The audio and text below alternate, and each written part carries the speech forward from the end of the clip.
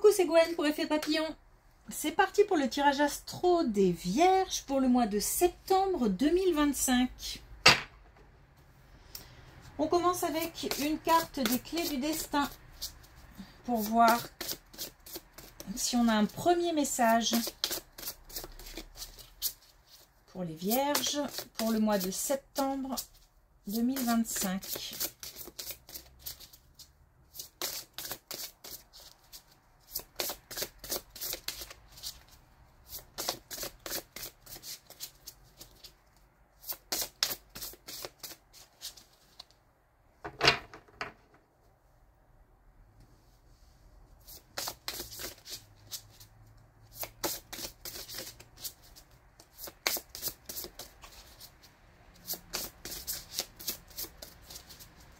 Ça ne veut pas sortir.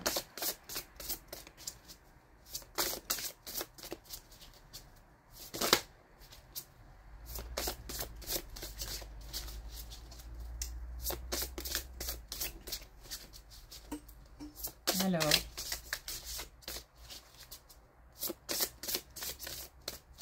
Allez, une dernière fois. Ok. Bon, pas de premier message pour les Vierges. C'est pas grave. On a plein de colonnes qui nous attendent.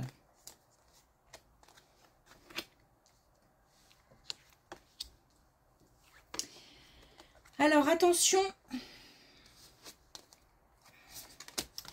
Au niveau du foyer, au niveau de la famille. Attention.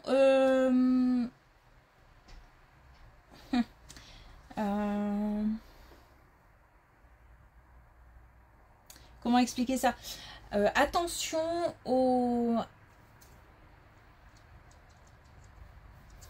à la santé physique, morale, mentale des gens qui composent le foyer.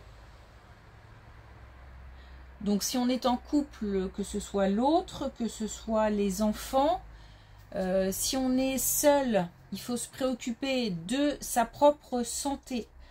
Parce que on nous donne un message là de vigilance, on nous dit que il n'y a pas forcément de choses dramatiques, c'est pas ça la question. La question c'est de prendre, comme si on devait prendre quelque chose à temps. Et ouvrir les yeux peut-être aussi sur la situation de quelqu'un qui ne se sent pas bien au sein du foyer. Je pense qu'on est plus sur quelque chose qui a trait à de la tristesse ou... On a peut-être des enfants qui souffrent de... Alors attention aussi au harcèlement, à des choses comme ça. Ou qui peut-être au niveau amical rencontrent quelques difficultés, quelques conflits. En tous les cas, on doit se préoccuper de la situation de quelqu'un qui ne se sent pas bien au sein du foyer ou de soi-même si on est seul. On est plus sur des émotions à gérer, des émotions à comprendre et peut-être par la suite des émotions à digérer. Donc on nous dit que c'est maintenant qu'il faut s'en préoccuper. On a aussi quelqu'un qui prend le foyer comme un refuge. Donc faut repérer aussi peut-être les signes d'isolement. On a peut-être quelqu'un aussi qui se renferme, qui ne sort pas beaucoup, qui a peu de contact avec l'extérieur. Et il faut s'en préoccuper. On a quelqu'un qui a des idées, ça tourne dans la tête en fait, ça va pas.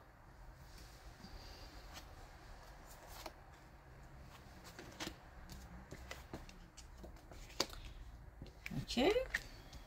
Bon, ça me rassure parce que on démarre avec des colonnes qui sont comme ça, mais ça se termine pas mal. Alors là, on a... Bon, là, il y a de la protection déjà. Là, on nous parle de l'aspect financier. Alors, peut-être aussi de l'aspect, du coup, professionnel. attention à d'éventuels conflits ou en tous les cas, on a des gens qui ne sont pas complètement sincères. Peut-être même des gens qui...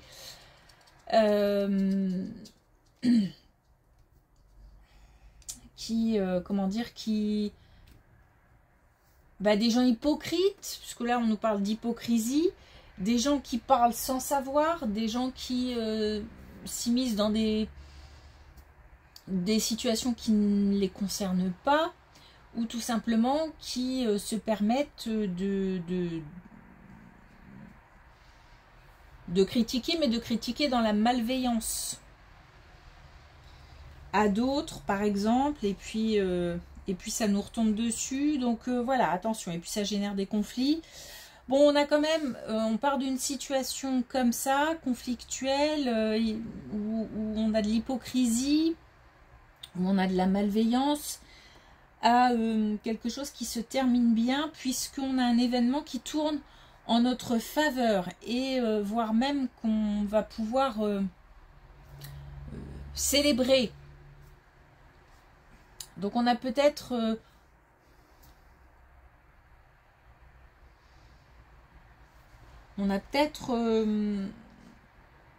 comment dire, comme si peut-être quelqu'un,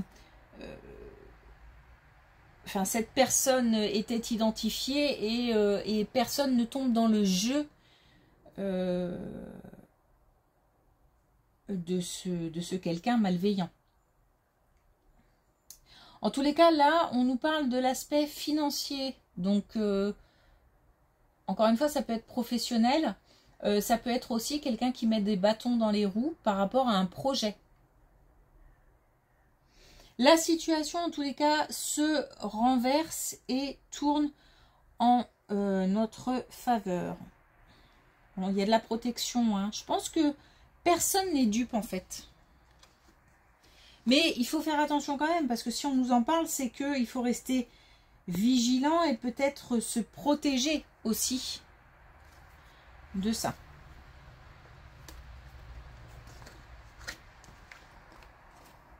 Et B. Alors, voyons si ça se termine bien aussi.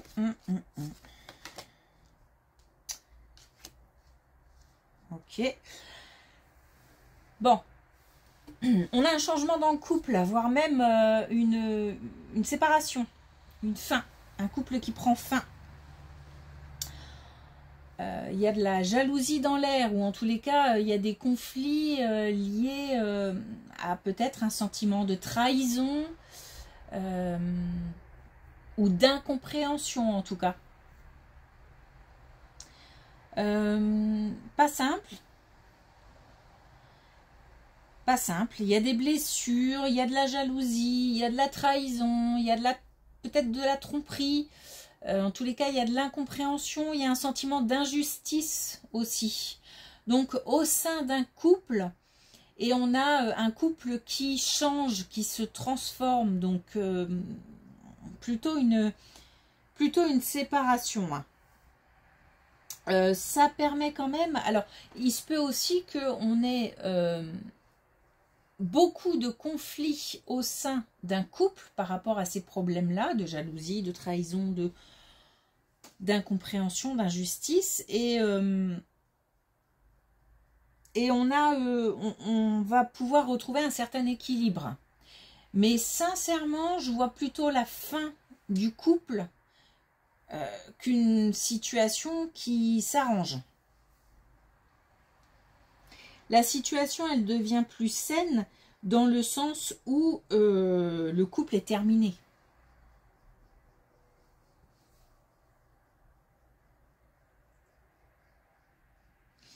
Parce qu'en fait, si on a une situation qui s'arrange au sein d'un couple, j'ai quand même beaucoup de traces. Comme si cette période, cette épreuve avait été tellement douloureuse que ça laisse beaucoup de traces. Et est-ce que le couple va s'en remettre facilement ou va s'en remettre tout court. J'ai des doutes.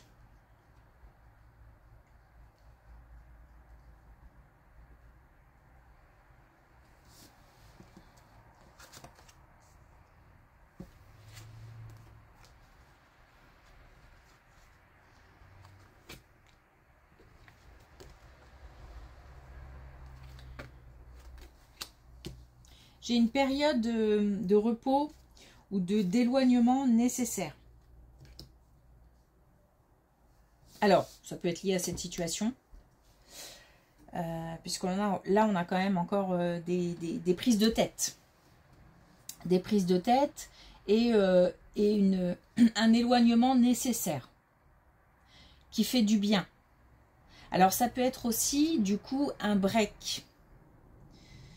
Pas forcément une fin définitive par rapport à un couple. Dans le cadre d'une autre situation, parce que c'est tout à fait possible aussi, on a la possibilité de quitter une situation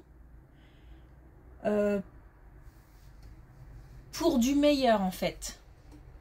On a une situation qui est peut-être soit malsaine, soit conflictuelle, peu importe le domaine.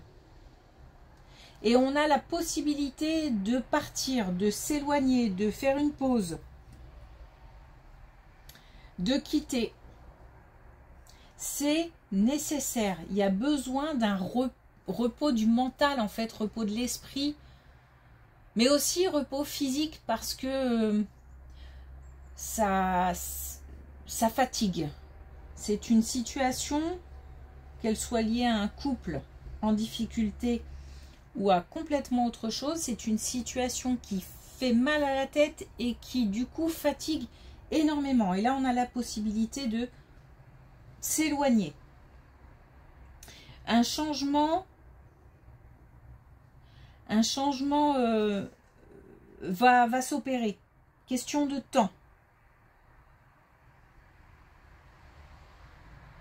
Changement positif.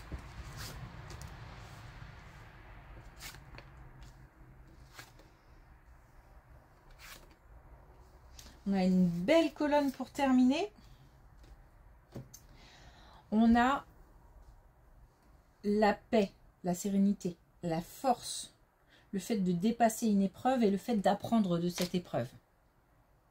Donc on a vraiment, que ce soit pour une situation de couple ou que ce soit pour une autre situation difficile, des leçons qu'on va pouvoir tirer, des apprentissages qu'on va pouvoir acquérir en dépassant ces difficultés. On retrouve aussi, alors il y a deux choses, il y a le fait d'avoir quelque chose de plus cadré, de plus structuré au bout, c'est-à-dire que là, la situation, elle part peut-être dans tous les sens et on a besoin, je pense, d'un cadre, de quelque chose de plus... de plus carré. Je ressens ce besoin de quelque chose de plus carré. Et on va réussir à obtenir ce quelque chose de plus carré. Alors, même cette situation de carré, là, même pour les premières colonnes, c'est-à-dire aussi bien au travail qu'au niveau du foyer, où on a quelqu'un qui n'est pas bien, j'ai l'impression qu'on a besoin de quelque chose de plus structuré, de plus carré. Peut-être qu'on se doit de remettre de l'ordre. Il y a un besoin de remettre de l'ordre. Et on y arrive. Et on a aussi, deuxième chose, la possibilité, après des épreuves et après en avoir tiré les leçons, en gros, hein, d'obtenir ce qu'on veut. De réaliser un souhait. Donc ça, c'est l'étape suivante.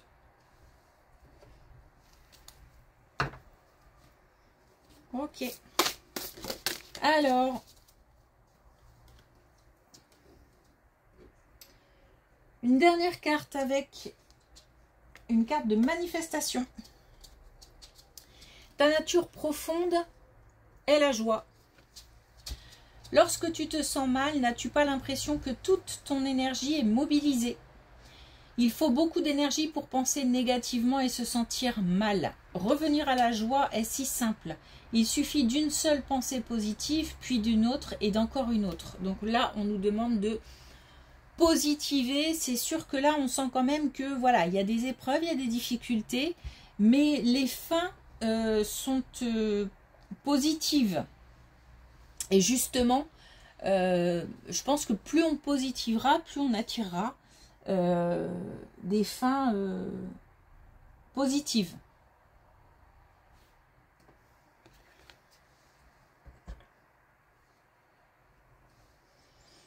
Ok, merci pour votre écoute. Je vous souhaite une belle journée. Je vous dis à bientôt.